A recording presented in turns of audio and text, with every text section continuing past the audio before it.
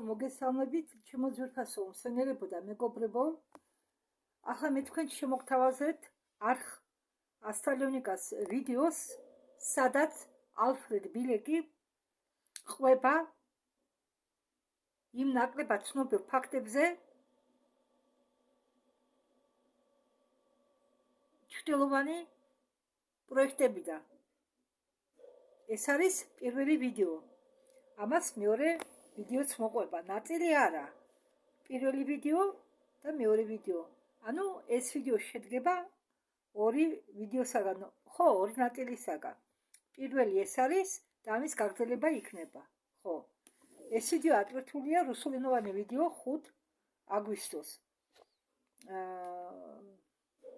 რადგან ეს კაცი თვითონ ყვება და ამის ჩანაწერი დენა აქვს, ეს რადგან ადრე აიტვირთა ტექსტი ჩანს. ახალ ატვირთულზე ტექსტი თუ რაზე ყვებიან არ ჩანს. და დღევანდელი თემა, ამ ვიდეოს თემა, ამბობს ეს ალფრედი, ბატონი ალფრედი, განსხვავდებაო იმისაგან, რაზეც მე საერთოდ ყვებიო. შარშანო, მე გამოვაქვეყნეო დეტალური ისტორია ფილადელფიური ექსპერიმენტისაო და როგორ იყო ეს ფილადელფიური ექსპერიმენტი დაკავშირებული პროექტ ფენიქსთან. კი, მე ეს ვიდეო გადავთარგმნე. კი, მახსოვს, იმიტომ რომ ეს ვიდეო მგონი გადავთარგმნე, კი. და დღეს ჩემი ამოცანა ცოტა სხვა გვარიაო. მე მინდა თქვენ განახოთო კულისებს მიღმა კავშირები ორ პროექტ შორის, როგორც ეს მოხდა, პოლიტიკა, რომელიც დაკავშირებულია მათთან და კონტროლი და კავშირი, რომლებიც იყვნენ როგორც შედეგი ამ ორივე პროექტისა, რომლებიც გაერთიანდნენ. როგორ მოხდა ეს ყველაფერი სინამდვილეში და რა პრობლემები შეიქმნა აქედან გამომდინარე. ეს ძალიან რთული ისტორია, მაგრამ მე მაქვს მხოლოდ 45 წუთი, რომ და ამ 45 წუთში უნდა ჩავეტიო. როგორც თქვენ იცითო, ფილადელფიური ექსპერიმენტი დამთავრდაო ორი ექსპერიმენტით ელ-ბრიჯზე. და თუ თქვენ არ იცითო, ახლა გეტყვითო. პირველი გამოცდა, პირველი ექსპერიმენტი მოხდა 43 წლის 22 ივლისს. 1943 წლის 22 ივლისს ელ-ბრიჯში და რომელიც უკვე იყო უიღბლო, ძალიან უიღბლო პერსონალთან დაკავშირებულ საქმეში, რადგან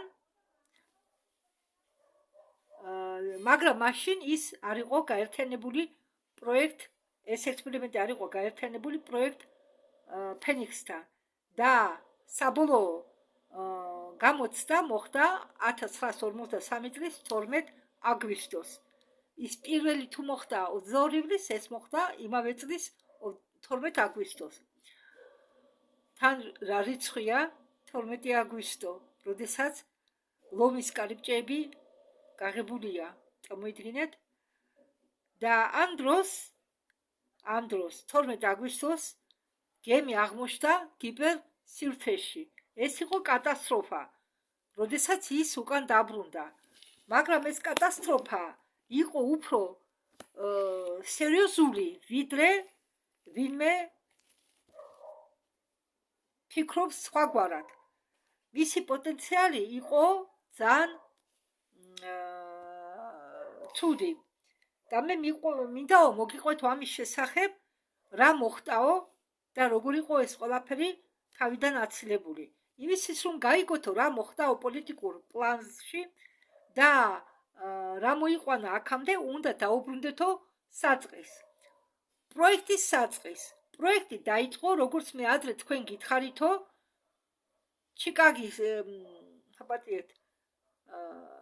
ჩიკაგოს უნივერსიტეტში 1931 წელს და დოქტორ ჯონ ხორჯესის და ნიკოლა ტესლის და საშტატო ფიზიკოსის ემილიო კურტონაურის მონაწილეობით.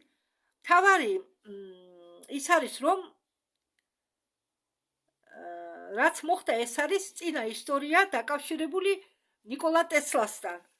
34 წელს 1934 წელს ფრანკლინ რუზველტი იყო არჩეული ამერიკის პრეზიდენტად. ის იყო არჩეული 53 წელს და თავის თანამდებობას შეუდგა 34 წლის ხო 31 არა მარტში უბრალოდ მარტი წერია აქ მარტში ხო მაშინ ეს იყო 20 მარტი შემდეგ მაგათმა შეცვალესო დათარიღება 20 იანვარზე როდესაც რუზველტი შეუდგაო თავის თანამდებობას მან მოიწვიაო თავისი მეგობარი ნიკოლა ტესლა ვაშინგტონში რადგან ისინი იცნობდნენ ერთმანეთს 1917 წლიდან რუზველტამ კითხა ტესლას ახლავო ამჟამადო შენ რით ხარო დაკავებული რასაკვირველია რუზველტმა უკვე იცოდაო უხილობის პროექტზე მაგრამ იყო სხვა რაღაცეებიცო რითაც იყო დაკავებული ნიკოლა ტესლა და მან მოუყვა რუზველტს ამის შესახებ და ტესლამ აგრეთვე უთხრა რუზველტს რომ მას აქვს კომუნიკაციები უცხო პლანეტელებთან ეს ახალი ამბავი გაუკვირდა პრეზიდენტს და დაინტრიგებული დარჩა და რაც უცნობია საზოგადოებისთვის რომ რუზველტი ძალიან იყო დაინტერესებული მეტაფიზიკით მაგრამ ამას მალავდა და იყო დაინტერესებული აგრეთვე ყველა საიდუმლო ინფორმაციით რადგან ის ძალიან ცნობის მოყვარე იყო ნიკოლა ტესლამ მას ბევრი არაფერი მოუყვა მაგრამ უთხრა იმის შესახებ რომ იყო შემუშავებული დანადგარი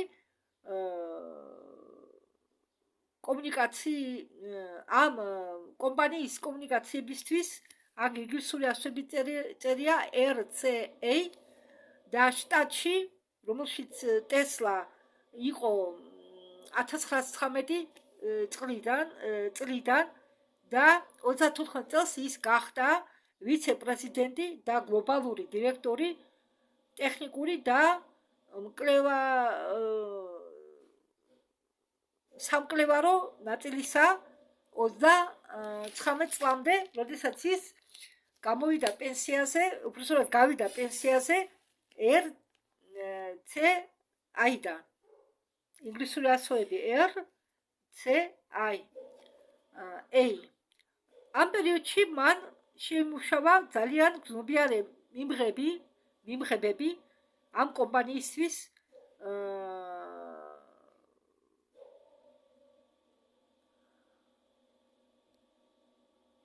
სოფლიო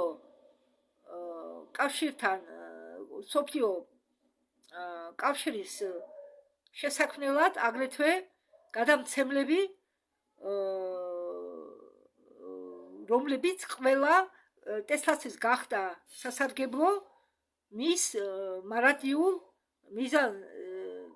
სწრაფვასთან დაკავშირებით ცოდნებისკენ მან უთხრა პრეზიდენტს რომ ურთიერთობს რამდენიმე უცხო პლანეტელებთან რუზველტმა ითხრა შეიძლება თუ არა მე მათ გავესაუბრო ტესლამ უპასუხა რასაკვირველია მე შემიძლია შეხვედრა მოგიწყოთ თუ თქვენ ეს გინდათ მან ასევე მოიქცა რის შემდეგ რუზველტმა გადაწყვიტა რომ უნდა აქვს სურვილი შეხვდეს რამდენიმე უცხო პლანეტელს და სთხოვა კითხა უბრალოდ ტესლას შესაძლებელია თუ არა ეს ტესლამ უთხრა ფიქრობ რომ შესაძლებელია მან უთხრა რომ არსებობს ორი ჯგუფი რომლებთაც საინტერესო იქნებოდა შეხვედრა და თუ თქვენ გაქვთო სურვილი ამ უცხო პლანეტელებთან რამე საქმე რამე კონტრაქტი ან რამე რაღაც საქმე დაკავდეთ, ამათთან მე თქვენ შეგახვედრებთო, რადგან მან იცოდაო, რომ იმ დროსო ჩვენ ვიყავითო ეკონომიური დეპრესიის მდგომარეობაშიო და რუზველტი ეძებდაო გამოსავალს მისგან ამ ეკონომიური დეპრესიის შესაჩერებლად და იქიდან გამოსასვლელად. იმ დროს რუზველტი იყო ძალიან დიდი ალტრუისტი, ვიდრე მოგვიანებით. ამიტომ იყო ორგანიზებული შეხვედრები ამ ორივე ჯგუფთან. ჯერ პლატინელებთან, შემდეგ მოგვიანებით კონტრაშკებთან. ის ჯერ შეხვდა პლატინელებს. პლატინელებმა შესთავაზეს რუსულს წერდება რასაც შეეძლო ჩვენიო დახმარება. და მან უთხრა, კარგიო, მაგრამ მე ჯერ მინდაო დავილაპარაკო მეორე ჯგუფს, მანამ სანამ მივიღებო ჩემ გადაწყვეტილებასო. მან დაელაპარაკა მეორე ჯგუფსა, სამ კონტრაშკების ჯგუფს. ხო, ასე დაარქვა. პლატინელები იმ მომენტში წავიდნენ. შემდეგ ის მაგათმა ეტყობა ვარი თქვეს ამერიკასთან ურთიერთობაზე და მიმართეს ნაცისტებს და დადვეს ხელშეკრულება გიტლერთან. მაგრამ ამის შესახებ მე არ ვისაუბრებო, არისო კიდევ ერთი გრძელი ისტორიაო, რომელიც თამაშდებოდაო თვით მეორე სამამულო ომის დაწყებამდე. უпроსტად ეს ურთიერთობა, ეს ისტორია გაგრძელდა და დამთავრდა მეორე სამამულო ომით. გერმანელების სასარგებლოდ, რადგან მეორე სამამულო ომის პერიოდში მათ განავითარეს თავიანთი ტექნოლოგიები. რუზველტმა მიიღო მათი დახმარება, მათ უნდა მოეწოდებინათ ტექნიკური ცოდნები ახალი ინდუსტრიისთვის და ასე შემდეგ. 38 წელს იყო შემოტანილი წინადადება, შეიქმნას ინდუსტრიის ახალი სფერო, სახელწოდებით ატომური ენერგეტიკა, რომელიც დღესაც არსებობს. პრეზიდენტ რუზველტს ძალიან დააინტერესა ამ ამბავმა და კარგად მიიღო ეს იდეა. მან დაიწყო კონსულტაციები სხვადასხვა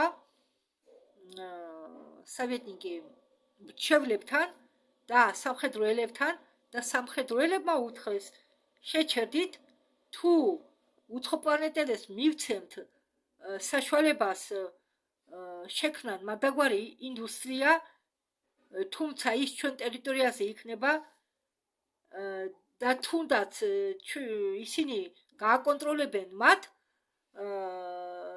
იციან ეს ყველაფერი საითკენ მიდის, რა მოხდება, როდესაც ჩვენო დავკარგავთო კონტროლს, ან რა მოხდებაო მომავალში. ხომ არ გახდებითო ჩვენ ვასალები ან მონები მათთვის.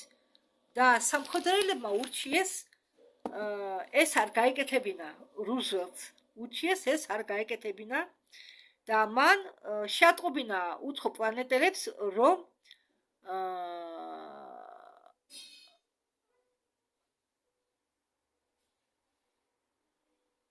ამის შესახებ შეატყობინა, რომ ვარი არა თანახმა, რითაც ამ ამბის გამო უცხოპლანეტელებს ეს არ ესიამოვნათ, რომ ვარი თქვეს ამერიკელებმა და უთხრეს, რომ ჩვენ მეტი ვერაფრით ვერ დაგეხმარებით. ამ დროს იყო აპარატი, საჯაშუშო აპარატი, რომელიც ეფექტურობისგან იყო შორს, რომელიც ახლაც აქვთ. მათ არ ქონდა ყველა მეთოდები შპიონაჟისა, ხანდახან ენა მბებნება და 1940-იან წლებში რუზველტი იყო ძალიან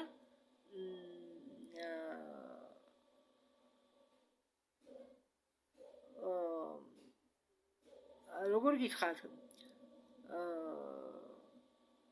რუზველტი ძალიან ნერვიულობდა იმის გამო, რომ სადღაც დაიკარგა ამ კონტრაშკების ჯგუფი და არ იცოდა რით იყვნენ ისინი დაკავებულები. ისინი ბუკვალურად გაქრენ და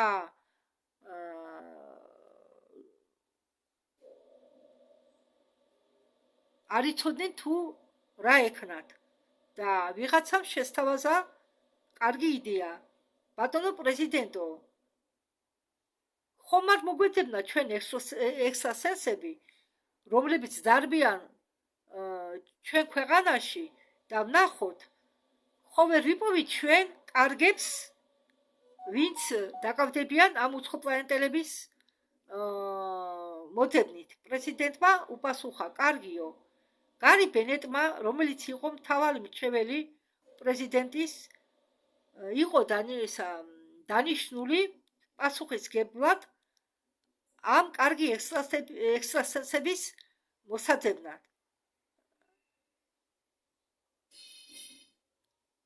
და რომელმაც დაარსა საიდუმლო ორგანიზაცია. ეს საიდუმლო ორგანიზაცია იყო დაფუძნებული 1940 წელს და მოგვიანებით გახდა როგორც კორპუსი, ანუ ფსიქოლოგიური კორპუსი, ან ფსიონური, შეიძლება ფსიონური. მე მგონი ფსიონური კორპუსი. და ის ძალიან მნიშვნელოვანია ბევრი მიზეზებიდან გამომდინარე. ის იყო ბოლო დრომდე ზურგი და ცენტრი ყველა საშპიონო ოპერაციებისა ჩვენს საჯაშუშო საქმიანობაშიო ყველაზე მაღალ დონეზეო, ამბობს ეს კაცი, ეს ალფრედი, რომლისგანაც იყო დამოკიდებულიო ყველა სააგენტოებიო. ეს ორგანიზაცია თავიდან იყო შედგებოდა დაქირავებული ფსიონიკებისაგან, რომლებსაც შეეძლოთ დამტკიცება, რომ მათ აქვთ ის, რაც ჭირდებათ და მათ იცოდნენ, რას აკეთებდნენ, მათ შეუქმნეს ახალი პირადობები და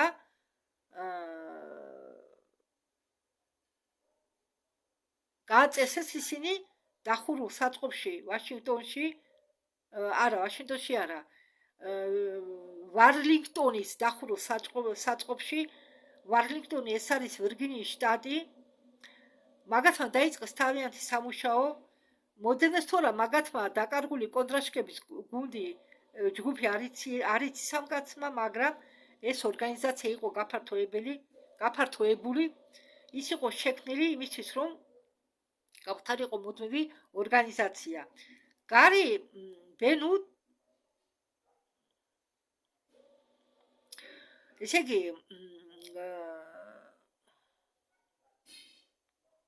გარი ბენუტს დაევალა მოეძებნა ესეთი ადამიანი, ვინც ამ ორგანიზაციას ხელმძღვანელობაში ჩაუდგებოდა, ვინც ასწავლიდა ამ ხალხს და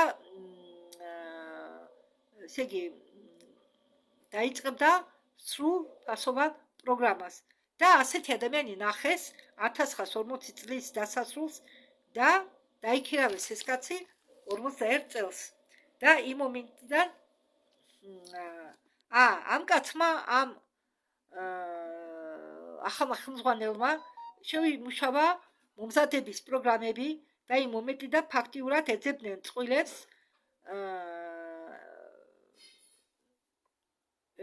ტყუპებისა, ანუ აქ საუბარია ეთკვერთხიან ტყუპებზე, რომლებიც როგორც წვეთი წყალი ისე გავლარიან ერთმანეთს, რადგან ტყუპები ძალიან უხდებოდა ამ მომზადებას, რომელსაც ისინი ატარებდნენ, მათ უფრო ყავდათ მამაკაცები, უფრო მამაკაცებზე ატარებდნენ ექსპერიმენტებს, მაგრამ იყვნენ აგრეთვე ტყუპების წყვილები მდედრობითი სქესისა, მაგრამ დროთა დროის განმავლობაში მაგათმა დაიწყეს კომპიუტერის გამოყენება საჭირო წყვილების მოსაძებნად, მაგრამ ეს იყო უფრო მოგვიანებით. ЦРУ შექმნა იყო შექმნილი ЦРУ და ეს საიდუმლო ორგანიზაცია გახდა მისი ნაწილი. ეს მოხდა 1957 წელს. მიახლოებით 1950 წელს ANB გამოჩნდა და მან აიღო ეს მსი კორპუსი თავისი კონტროლის ქვეშ და მსი კორპუსი რჩებოდა ამ ANB-ს კონტროლის ქვეშ იმ დროიდან. სინამდვილეში რით იყვნენ ისინი დაკავებული და რა ფუნქციას აწულებდნენ. დროის რაღაც პერიოდის განმავლობის შემდეგ ისინი გაფართოვდნენ მიახლოებით 50 სამუშაო წყვილამდე თავიანთ პიკზე იყვნენ და ეს წყვილები დაამუშავენ ისე რომ გახდნენ იდეალური შპიონები. მათ შეეძლოთ ყველაფერს ნახვა მთელი პლანეტის მასშტაბით და რასაკვირველია მეორე სამამულო ომის შემდეგ მათ აინტერესებდათ თუ ამ წყვილებს რისი გაკეთება შეეძლოთ რუსების შეფარდებაში. და მაგათმა ალბათ ალბათ ჩვენო არ ვიცოდითო რომ რუსებმა შექმნესო ამდაგარი მსგავსი ჯგუფი, ფსიო ჯგუფი და იყო რამდენიმე ჯგუფი, ამდაგვარი ჯგუფები სხვა ქვეყნებში. მე ესე იგი ჩვენთან იყო არჩეული ადამიანი, რომლისაც შეეძლო ამ ორგანიზაციის ხელმძღვანელობა და დარჩა მის დირექტორად პენსიამდე გასვლამდე 1984 წელს. ამ ადამიანს ერქვა ელ კოლსტეინი. შეიძლება ვინმე ეცმოდა, ვინმეს გაგონილი აქვს ამ კაცის სახელი და გვარი ელ კოლსტეინი. მაგრამ ბევრმა არ იცის, რომ ის იყო დაკონსპირებული. ანუ ღიად არ მოქმედებდა. ეს კაცი დაიბადა 1900 წელს. და მე გავიგიო მაგაზე ძალიან უცნაური ფაქტი. ის იყო შეცვლილი სულით, ანუ კი ხდება მასზე. ხანდახან ადამიანებს უცვლიან სულებს, ან უნებლიეთ რაღაც ისეთი რაღაცა ხდება ადამიანის ცხოვრებაში, რომ ძველი სული მიდის და მას ანაცვლეს ავტომატურად სხვა სული. მაგალითად, ერთი გოგონა დაეცა, შობლეს ხტარი ეგონათ, ეს ინტერნეტშიც იყო და გოგონა მოვიდა გონზე, მაგრამ ის ბავშვი არ იყო და ვარაუდია იმისი, რომ ის სული წასულია, ის მე ვამბობ ამას, თორე იქ ახლა ინტერნეტში მედი არ დაიწყოს ამაზე საუბარს. და მე ვარაუდობ, რომ ხდება ხოლმე მასე ადამიანი ბავშვი დაეცემა, რაღაც მომენტში მოხდება და სულს გონია მისი სხეული ხტარი ან კლინიკური სიკვდილი მოხდა, სული გავიდა ორგანიზმზე და ამ დროს გვერდით იყო რომელიღაც სული, რომელიც დაბორეალობდა დედამიწაზე და უცებ შევიდა ამ გოგოს სხეულში და ამ გოგოში შევიდა ისეთი სული, რომელიც ადრე ცხოვრობდა ეგვიპტეში. და ბავშვმა დაიწყო ლაპარაკი ძველ ეგვიპტურ ენაზე. არ მახსოვს ახლა რა ენა იყო და მაგალითად ის კი არა არის შემთხვევები და ამის შესახებ მithქვამს, რომ როდესაც ბავშვი დაეცემა ან ადამიანი დაეცემა უშნოდ და ჩავარდება კლინიკურ სიკვდილში ან მართლა მოხდება, მის სულს უცებ ანაცვლეს დემონური არსება. ხდება ასეთი რაღაცეებიც. ხდება. ყველაფერი ხდება ამ ქვეყნად, არ თქვათ, რომ არაფერი ხდება. და ეს ადამიანი, ეს ვინც მოძებნეს ხელმძღვანელად საიდუმლო ორგანიზაციისა და ეს ორგანიზაცია, რომელიც ეს ორგანიზაცია შემდგომ მოგვიანებით შეუერთდა ახალშემქმნილ ცერეულს, იყო შეცვლილი სულით. და როგორ ფიქრობთ, საიდან მოვიდა ეს სული? აქ უკვე შეგნებულად იყო გამოგზავნილი. აი, როგორც მე თქვენ ახლა გითხარით, რომ ლორა რა, მაპატიეთ, ახლა გეტყვით.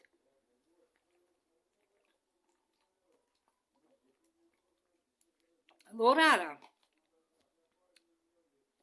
მე თქვენ რომ გადაგითარგმნეთ, დანანი, ელენა დანანი მაგალითად შეცვალეს. ელენა დანანის სხეული შეცვალეს რუხებმა და თურმე რა მოხდა რა ახლა? ვისი სულია თუ მიხვდებითო ამ კაცშიო? ვისი სული იყო? კონდრაშკების. ანუ ამ ჯგუფს გამოუგზავნია თავიანთი ასტრალური სხეული, ერთ-ერთი კონტრაშკების ამ ჯგუფის ასტრალური სხეული და შეუცვლიათ ამ კაცის ნამდვილი სული და შემოუგზავნენ ამ ორგანიზაციას თავიანთი აგენტი უკვე ამ კაცის სხეულში. ყველას გონია ეს კაცი, მაგრამ სინამდვილეში ფიზიკურად ავატარი ამ კაცისა, მაგრამ სულ სხვა სული არის შიგ ამ ჯგუფის ერთ-ერთი წევრის სული. წარმოგიდგენიათ? ხდება მასე, ხდება. კინოები ხომ გაქვთ ნანახი, ფანტასტიკური კინოები, საყურელს რო გაიკეთებენ და შეენაცვლებიან სულებით ერთმანეთს. ერთ-ერთი ასეთი ამერიკული ფანტასტიკური კინო არის. კაცი აღმოჩნდება გოგონას სხეულში, გოგონას სხეული ისა სული კაცის სული აღმოჩნდება გოგონას ფიზიკურ სხეულში, გოგონას ფიზიკური სხეული ისა სული კი აღმოჩნდება მამაკაცის ნაციხარი მამაკაცის სხეულში. და თუ თქვენ გინდათ შპიონობა რომელიმე ორგანიზაციის წინააღმდეგ და გინდა თქვენი ადამიანი შეუგზავნოთ ამ ორგანიზაციას, რომელიც თქვენზე ახდენს შპიონობას, თქვენ უნდა თავში ჩაუდგეთ ამ ორგანიზაციას და ამ ჯგუფმა, უცხოპლანეტელების ჯგუფმა ასევე მოიქცნენ და ეს ძალიან მნიშვნელოვანი ფაქტია, რადგან ამან მოიყვანა ორი ექსპერიმენტის გაერთიანება. ორი ექსპერიმენტის გაერთიანებამდე. ფილადელფიური ექსპერიმენტი, როგორც მე ადრე ვთქვი, გაერთიანდა პროექტ ფენიქსთან და მას შეეძლო გაერთიანებული იყო მხოლოდ ძალიან კონკრეტულ კრიტიკულ თარიღში. და ეს კრიტიკული თარიღი აღმოჩნდა 12 აგვისტო 53 წლის 12 აგვისტო და 1983 წლის 12 აგვისტო. თეორიულად მათ შეეძლოთ გაერთიანება 63-ში, მაგრამ მაშინ არ იქნებოდა მასეთი პროექტი, არ იარსებებდა მასეთი პროექტი, როგორც ფენიქსი, რაც საჭირო იყო. ჯონ ფან ნეიმანმა, რომელიც იყო მეორე ბოლო დირექტორი ამ ფილადელფიური ექსპერიმენტისა, აგრეთვე იყო პირველი დირექტორი პროექტ ფენიქსისა, როდესაც ეს პროექტი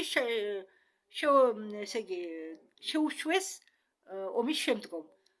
და ამ პროექტმა გაიარა რამდენიმე სტადია, მაგრამ მთავარი იყო ის, რომელიც მიდიოდა 1975-დან 1983 წლის ჩათვლით, როდესაც მაგათმა შეიმუშავეს გადაადგილება დროში და დროის ტუნელები. როგორც დოქტორ კარლ საგანს უყვარდა მათზე თქმა, რომ ესენი არიანო ჭიაყელების ხვრელები სივრცეში და ეს ჭიაყელების ხვრელები სივრცეში და დროში ჩელატოჩინა მაგვარი ჩერვიაჩნე დიღი. ეხლა შეიძლება პირდაპირ გაგებით ერთი წუთით ნახავ მე მართალი აღმოჩნდი.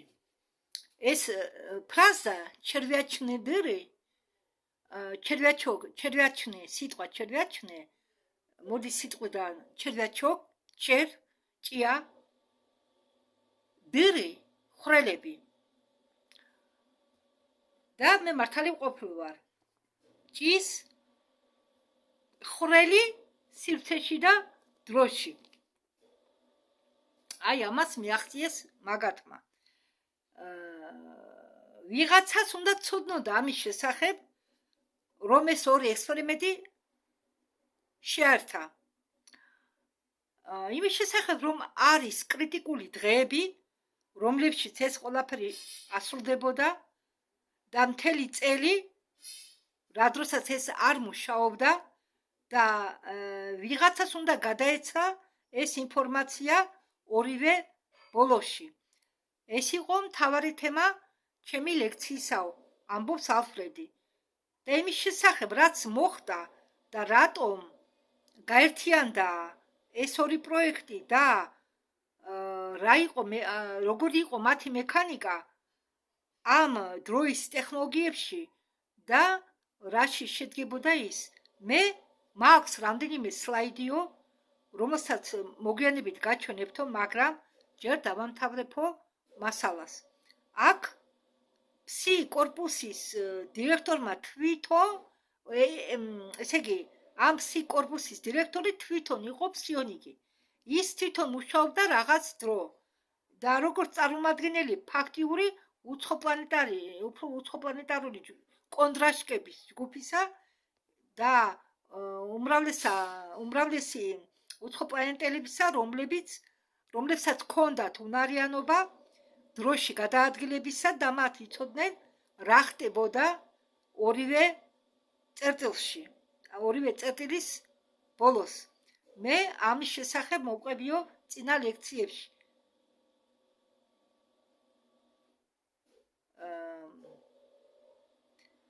იყო მიზანი ამ ორი პროექტის გაერთიანებისა კონკრეტული მიზეზით. ეს კონკრეტული მიზეზი შედგებოდა იმაში, რომ შექმნათ გახლეჩვა, ანუ ხრელი დროის სივრცეში სიგანით 40 წელი. ანუ შეგნებულად გააკეთეს ისე, რომ შექმნეს დროის სივრცეში 40 წლიანი, ну აქ წერია გახლეჩვა, მაგრამ გახლეჩვა ალბათ არ ვიცი, გეტყვით ახლა მე დაამოკლეს ეს დრო, მე მგონია დაამოკლეს მომენტი. გახლეჩვა, ესე იგი ამოჭრეს ეს 40 წელი. მე ასე ვფიქრობ. რადგან გახლეჩვა წერია, ესე იგი ეს 40 წელი ამოჭრეს. ეს დროის ხაზი ამოჭრეს სიგანით 40 წლამდე. წარმოიდგინეთ ახლა 40 წელი ცოტა არა, ხო? და ამ ეს 40 წლის მონაკვეთი ეჭირათ. აჰა, მივხვდი ხალხო, მივხვდი.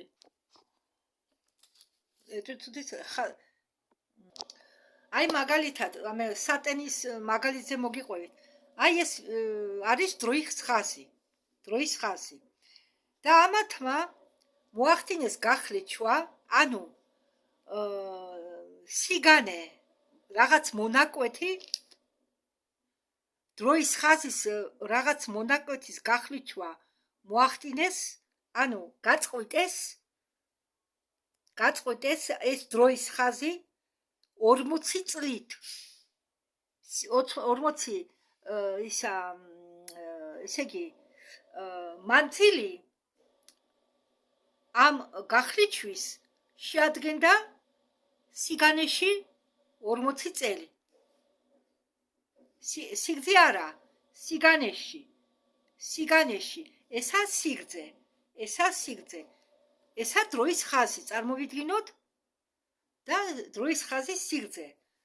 და ამათმა მოახდინეს გახლეჩვა სიგანეში. პირიქით, აი ასე სიგანეში 40 წლით. 40 წლით. ანუ 40 წელი და ამ 40 წელს იკავებდნენ ძალიან დიდ ხანს იმისის, რომ აქ ამ ხრელში, ამ გახლეჩვის ადგილას შემოსულიყო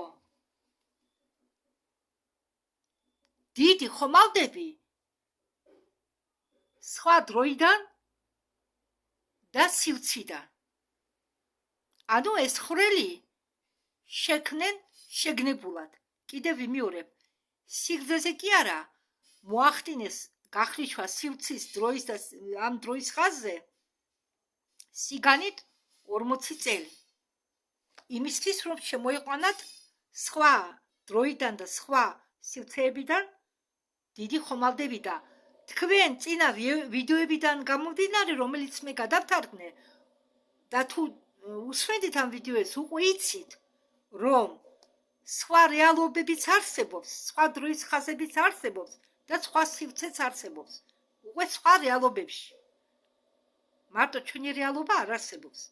ამაში თქვენ უკვე ხართ გაცნობიერებული. ასე რომ თქვენ არ უნდა გაგიკვირდეთ აწი მე რო რამეს აგიკითხათ ამ დაგვარს. თუმცა მოსანელებლად რომ მართლა დაგჭირდებათ. ჯერ მე უკვე მესამე წელია ამ ამბავს ვაკვირდები და მაინც იცით როგორ ცუდად გადავიტანე მე გერმანელების შემოჭრის ამბავი რომ გავიგე. თუმცა მესამე ამბავი გავიგე უკვე ბრძოლა დამთავრებული იყო, მაგრამ დრო დამჭირდა რომ ეს ყველაფერი გადამეხარშა. და დაწყებული 1947 წლიდან და მოგვიანებითაც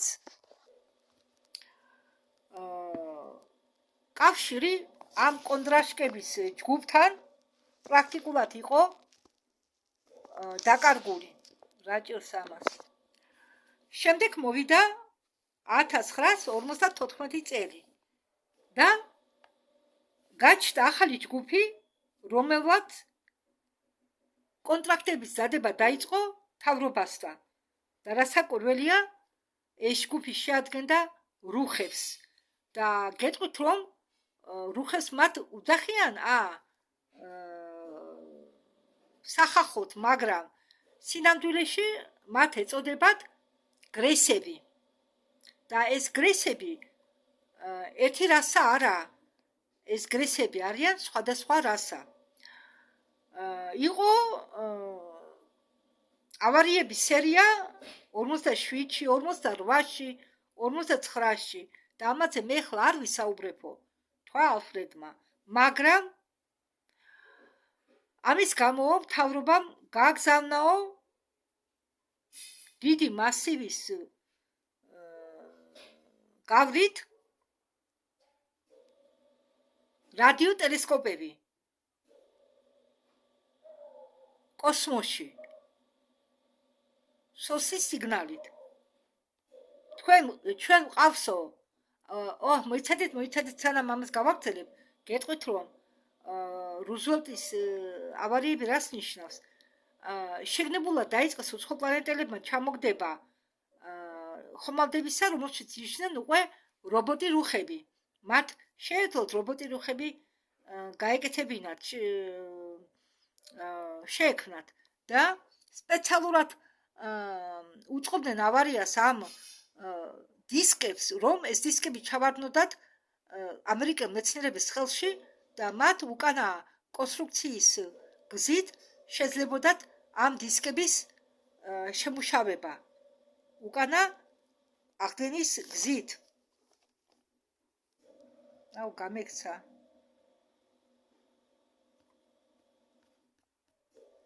და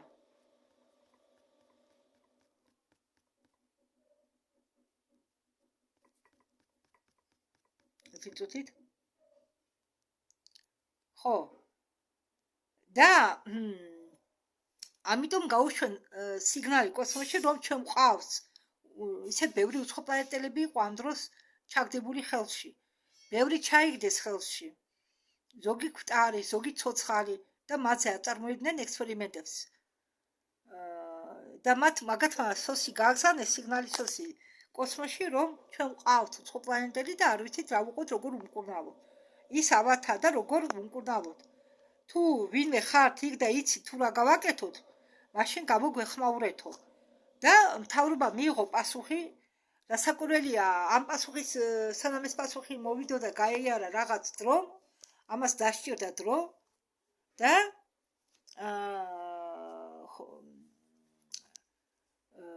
არც ისე დიდი ხომალდების ჯგუფი გამოჩნდა მიახლოებით 1953 წელს. ეს იყო რუხების ხომალდები და მოხდა იდეების შეცვლა და აზრების შეცვლა. და ზოგი ძევლები დაიტოვეს.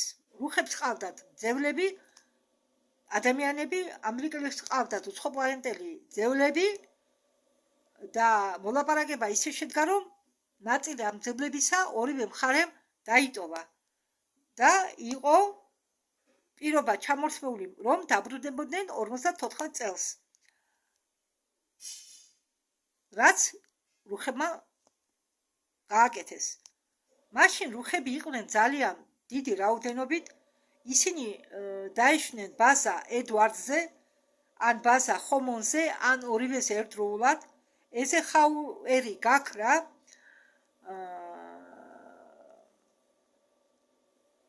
ედვარდსი შეხვდა უცხო პლანეტელებს და ხელი მოაწერა ხელშეკრულებას, რომლის თანახმად მხარები არ ჩაერეოდნენ ერთმანეთის საქმეში და გაუცვლიდნენ ერთმანეთს ტექნოლოგიებს.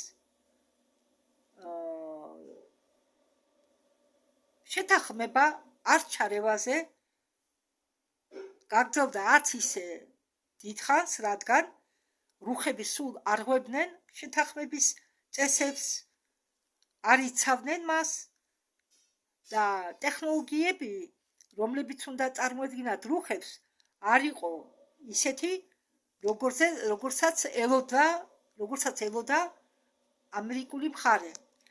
და მთავარი იყო ის, რომ ჩვენი მთავრობა დათანხმდა მათ დაუთმონ ჩვენი მიწისქვეშა ბაზები, მიახლოებით 75 ბაზა დაუთმეს უცხო პლანეტელებს, სრული სისტემა მიწისქვეშა რკინიგზის გზებისა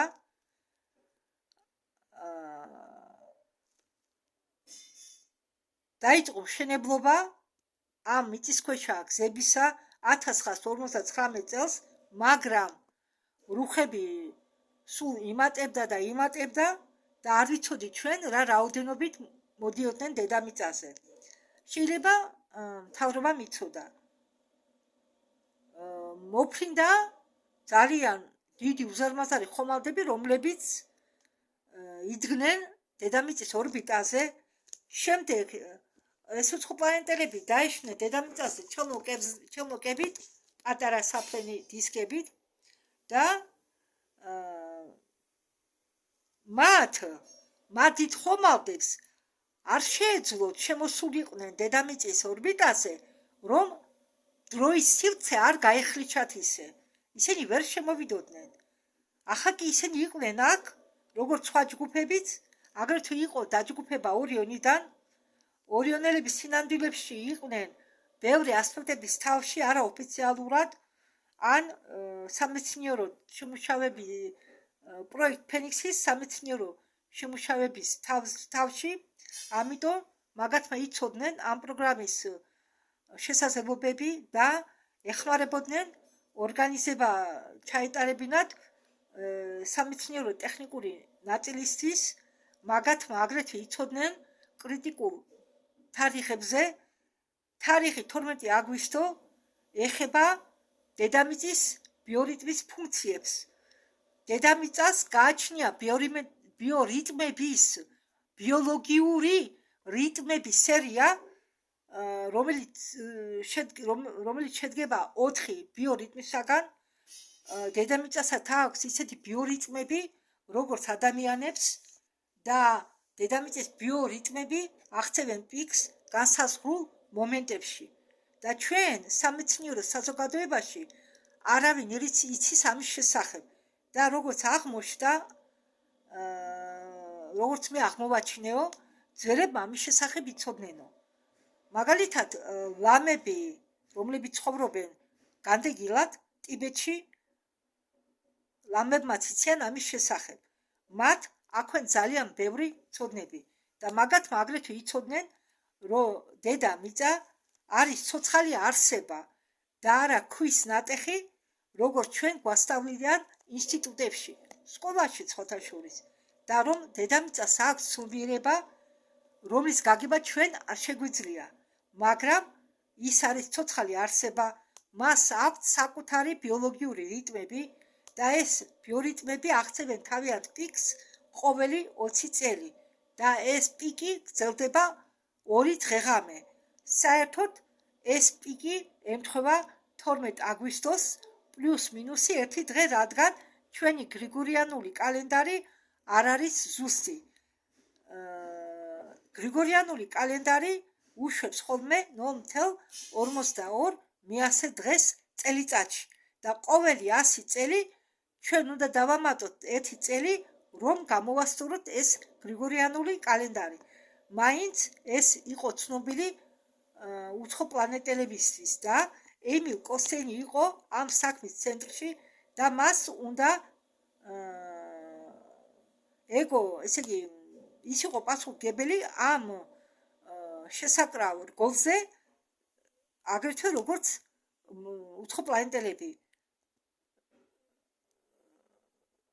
ის სადაც 1953 წელს ამ გამოცდილების დროს იყვნენ ყველა, ჩვენო არ ვიცითო რატომ ზუსტად ეს თარიღი იყო არჩეული მეორადი გამოცდებისთვისო, არ ვიცოდითო. და 12 აგვისტო როგორც დათარიღება იყო ჩვენთვის მოწოდებული როგორც მყარი თარიღი და ეს რიცხვი, დათარიღების რიცხვი მოვიდა ჩვენთან რომელიღაც ოფისიდან, სადაც იყო მთავარი პასუხისმგებელი, ანუ მოვიდა დირექტორის მხრიდან, ვფმ-ის დეპარტამენტიდან. ჩვენ ვიცოდით, რომ ეს თარიღი მოვიდა ზევიდან, მაგრამ ჩვენ მაშინ არ ვიცოდით ზუსტად საიდან. ის თარიღი კი 12 აგვისტო თურმე მიაწოდა თერთმა სახლმა. იქ იყო 2 ადამიანი, რომლებიც იყვნენ საქმის კურსში, გარი ბენეტი, რომელიც პასუხს აგებდა ყველაფერზე და დოქტორ კოსტეინი, რომელიც პასუხს აგებდა კავშირზე. და ეს რკინის დათარიღება იყო მოცემული გამოგზავნილი თეთრი სახლიდან ოპერაციის დირექტორის მისამართით და ცდები უნდა ჩატარებულიყო 12 აგვისტოს. მაგრამ დოქტორ ფან ნემონი, ჩვენ ვიცოდით, რომ დოქტორ ფან ნემონი გაჭიმავდა ამ თარიღს, როგორც შეიძლება გადადებდაო ამ საბოლოო ცდების თარიღს, რომ მოეგო მეტი დრო. ის მუშაობდა დასვენებისთვის გარეშე და ცდილობდა პრობლემების გადაწყვეტას, რადგან ჩვენ მქონდა ძალიან სერიოზული პრობლემა და ამ პრობლემის ამოხსნა ვერ ვახერხებდითო. ასე თუ ისე, ყველაფერი რაც მოხდა 12 აგვისტოს იყო საჭირო და პროექტ ფენიქსის სხვა ბოლოში, უпроსტად სხვა ბოლოში ჩვენ მქონდაო პროექტი ფენიქსი. მისი დანადგარი ამუშავდა 1974 წელს ადრინდელ სტადიაზე. პრესტონ ნიკოლსი ამბობდა ამის შესახებ წარსულში ბევრს. 67 წელს ყველაფერი უკვე მუშაობდა. უბრალოდ 77 წელს ყველაფერი მუშაობდა. იყო 79 წლისთვის იყო გაკეთებული ყველა კორექციები და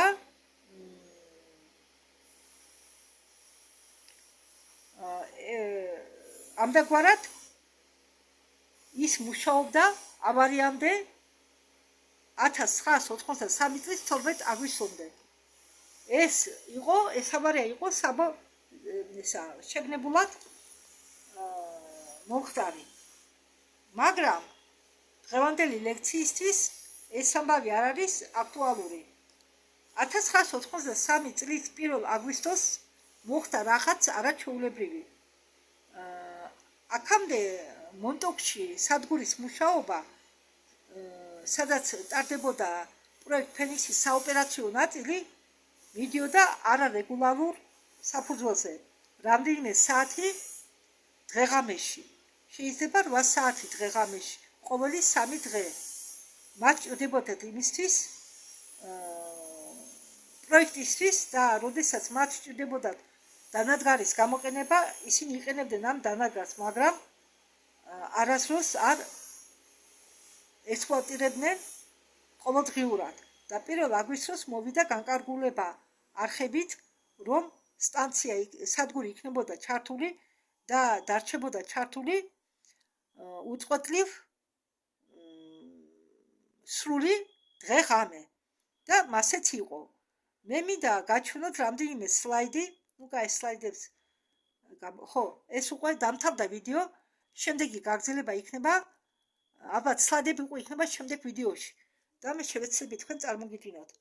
ამით დამთავრდა ეს ვიდეო და მადლობა ყურადღებისთვის. დროებით.